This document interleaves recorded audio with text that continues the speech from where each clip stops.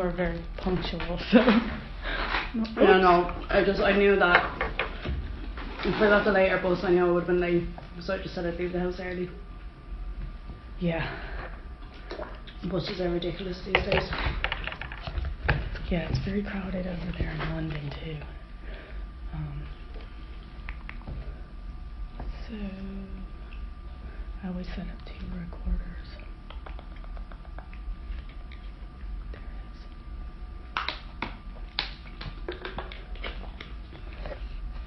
is. Okay, great. So this is just a follow-on from the earlier one, so I don't need to have you sign another consent form, but I just want to remind you that it's confidential. I won't say your name or when I'm reporting the data, but I do want to publish papers out of it. Yeah. And if anything, if there's anything you don't want to answer, then feel free just to skip that. It's mad thinking the last time I did one of these interviews, I was like 18 years old. It's just mad. Time flies. Yeah. Mental. So when you think back about the time between now and then, oh God, I had a much different idea about the course and the college. Like, you remember how excited I was and how much I loved the course back then, and then it just really went downhill after second year.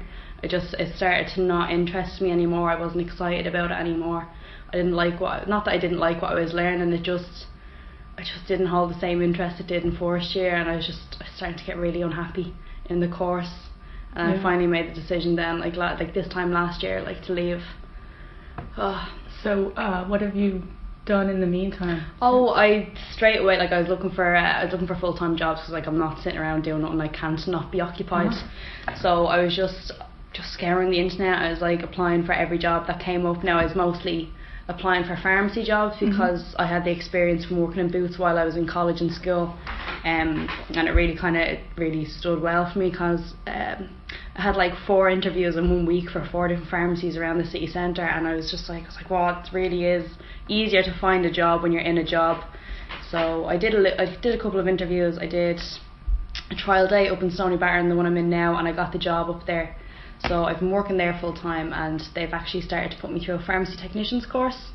Now I feel like I may have kind of just jumped into it a little bit too fast, just because I had that feeling. I was like, oh God, I'm not learning anything, I'm not getting any qualifications that are on paper, even though I'd life qualifications from just what I've been doing in life. But no one really wants to say, I have loads of life qualifications, but nothing's on paper. So I feel like I kind of jumped into a new kind of education system before I really had a chance to think about what do I actually want to do with my life. I was just kind of that kind of fear of but what if I don't do anything and then I never get a qualification and I'm just left unemployable even though I had a job. So I've from now until December, and I'll have the first year completed, and I can take a break if I want, because it's all distance learning. I do it myself. They send me the books. I do it at the weekends, because I'm still working 9 to half 6 every day, and then I send them off. They get corrected. It's funny, my corrector is actually another pharmacist that interviewed me for a job, and they didn't give me the job. But then a month after, they were like, oh, the person we hired didn't really kind of work out. Do you want the job? And I was like, nah, I'm employed already. But he's my corrector now, so I drop my work up to him. He corrects it and sends it back to me.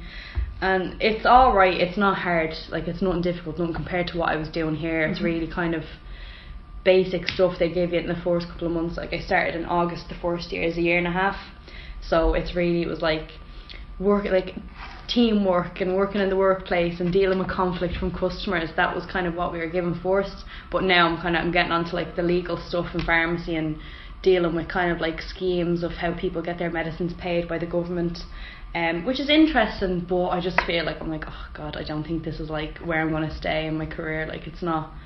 It's not challenging enough, I feel, what I'm doing day to day. It's very repetitive, same people coming in, same medicines, same paperwork at the end of the month, So I've been doing a little bit of soul search in the past couple of months of what I want to do, and I've been really kind of leaning towards what I wanted to do before engineering. Before I changed my mind, I was I've been looking into kind of psychology. I'd love to go and do a psychology, or say a year counselling course to help people, say with like addiction or something, because I've been going up to this place where I live and they deal with people who are suffering with addiction and they have support groups, and it's really interesting. And I was like, oh God, this is something I'd really love to do, like, you know, just that kind of helping people. And it'd always be different, you know, like every person would be different, their story would be different, so it wouldn't be repetitive in my mind.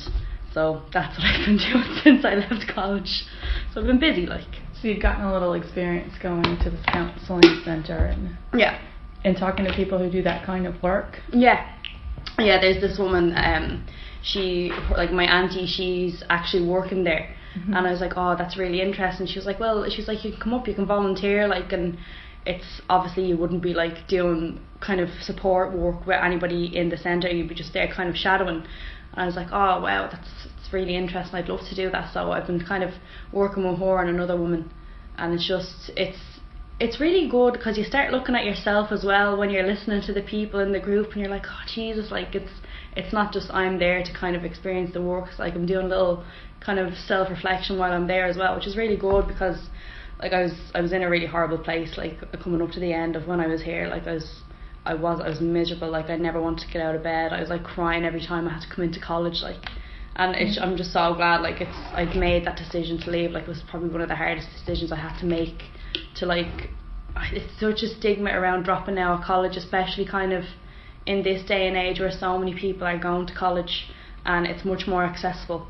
And like I would have been like, you know, the kind of really smart child in my family, like, and there was like a lot of expectation like riding on me for college, and it was just the decision to kind of turn around and be like, no, I'm dropping out of college. It was really hard, but it was the best decision I think I've made in my life, because I'm much happier now, like so much happier than when I wasn't here. Like I felt trapped by the course, and I was like, I hate this.